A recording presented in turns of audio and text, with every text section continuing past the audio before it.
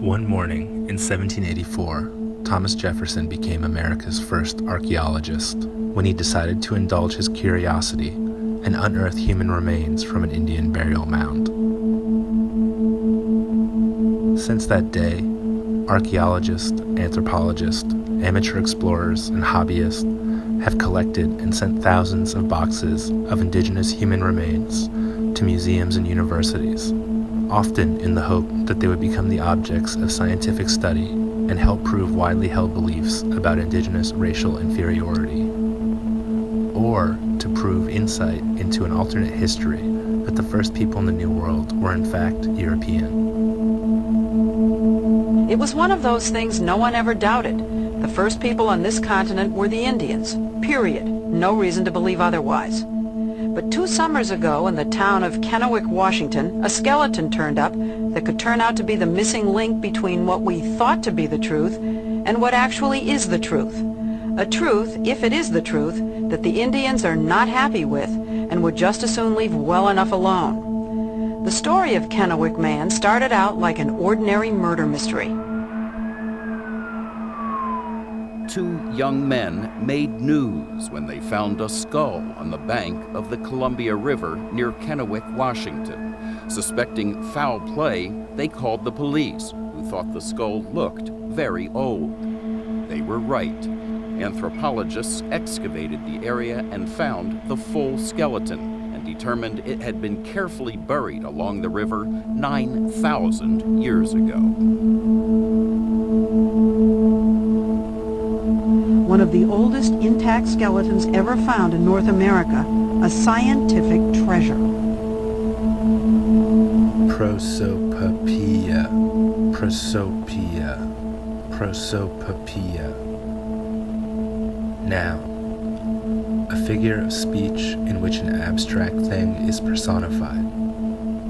Noun, a figure of speech in which an imagined or absent person or thing is represented as speaking.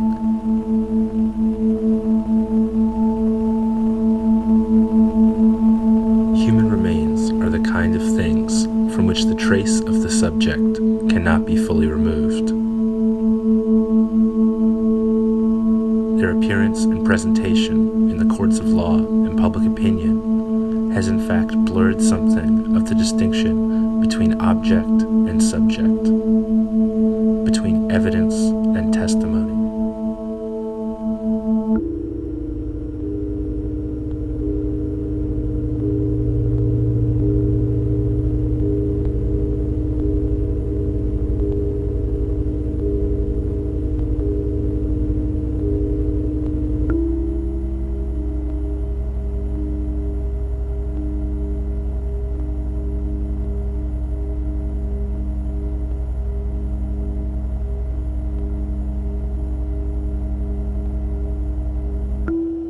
You could put this one in a crowd of Native American skulls.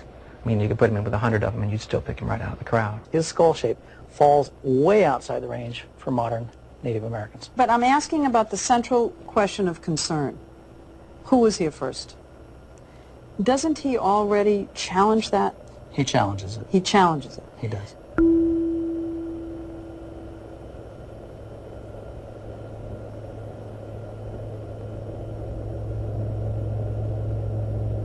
Misplaced guilt is too heavy a rucksack to carry about.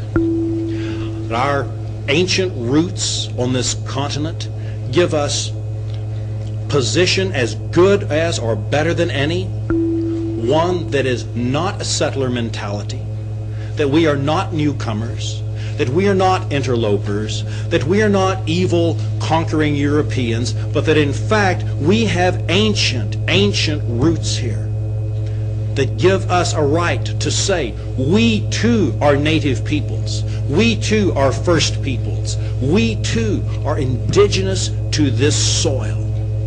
We have our roots here. We will not surrender. We will not be swept from this place. But we will instead sink those roots, deepen those roots, not be transient, but instead truly inhabit this place.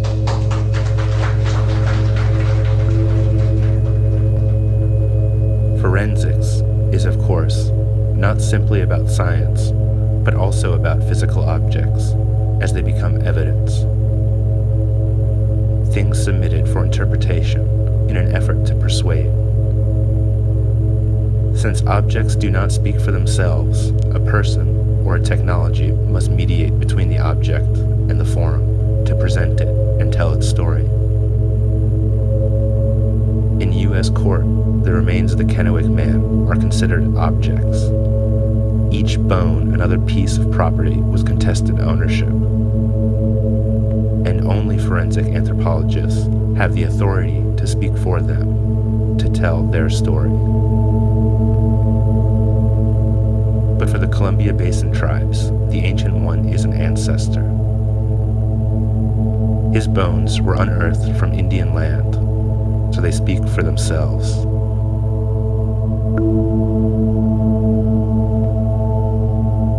We know what happened 10,000 years ago. I know what happened 10,000 years ago at home along the Columbia River because my teachings from my older people tell me how life was 10,000 years ago. And the scientists cannot accept the fact that just because it's not written down in a book, it's not fact. It's fact to me because I live it every day.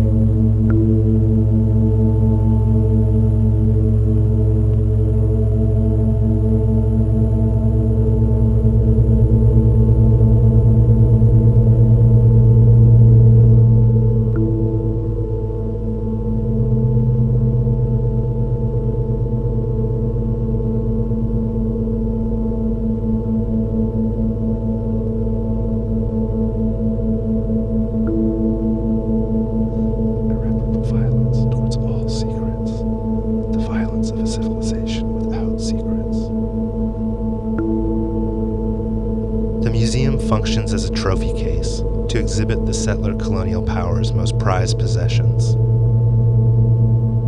Everything is turned into an object and a display, no matter what it is, no matter if it is a piece of the earth, an ivory tusk, the shell of a tortoise, or human remains. The entire museum's practice speaks of the terrible impulse of domination. A sort of indiscriminate domination. Nothing escapes the collector's impulse, as if our entire linear and accumulative culture collapses if we cannot stockpile the past into plain view.